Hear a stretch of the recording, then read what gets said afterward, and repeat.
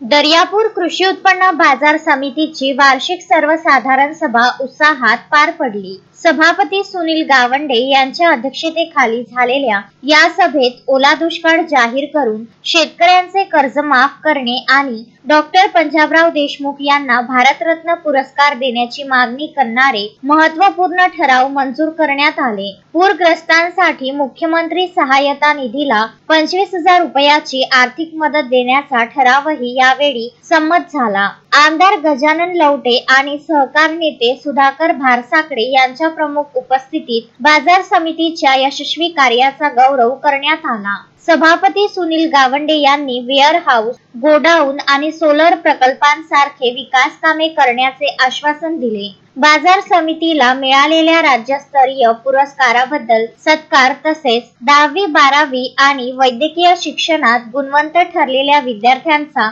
सन्मान करण्यात आला। सुमारे 800 ते 900 लोकांच्या उपस्थितीत सभा उत्साहात संपन्न झाली। गजानन देशमुख, विदर्भ न्यूज, दर्यापूर।